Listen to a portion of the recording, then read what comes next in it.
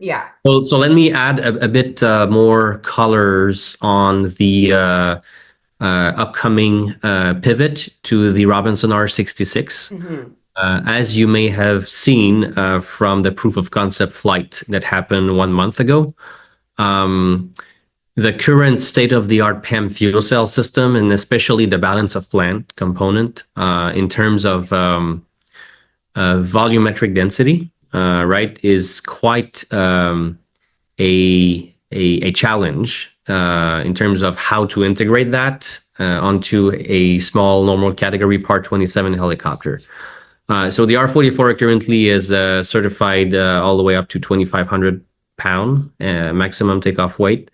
The Robinson R66 has that 200 extra um, that allows for either more hydrogen or more useful payload, right? So you always Yes. trade range and payload figures.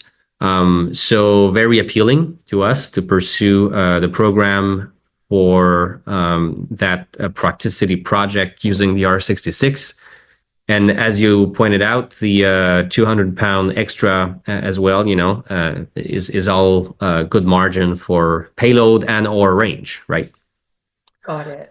So also, I would say that in terms of the balance of plant component, the R66 or Robinson R66 has more volume available to avoid affecting the OEM outer motor line or OML Hmm. shape, Hmm. and therefore the lift to drag ratio of the helicopter will be maintained the same ultimately for the R66 hydrogen electric. So this is really what led us to the selection of the R66, I would say.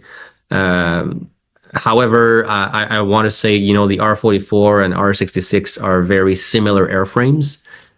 So in terms of how it flies, and then in terms of operational procedures, et cetera, it's very similar. It's just kind of a situation where you have a bit more volume, a bit more extra MTOW to accommodate more hydrogen or payload. So it made a lot of sense to us pursuing that option for the hydrogen electric next phase of development under That makes, project. yeah, that makes a lot of sense. And then I could see, and I think in the Vertical Flight Society article, which shout out Vertical Flight Society and Mike Hirschberg for breaking this story. It was a fascinating read.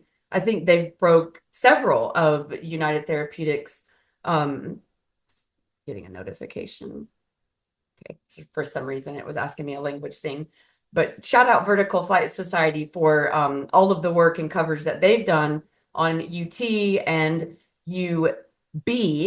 I don't say it as nice as you. I grew up in the Midwest, so it's just Unither Bioelectronics. I'm not going to try to pronounce the French way because I'll Fine. butcher That's it. fine. We have two legal names, English and Yep. French. So Awesome.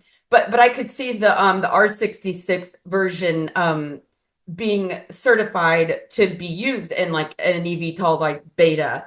It's probably matches more. So it sounded like that's sort of what you guys plan to do.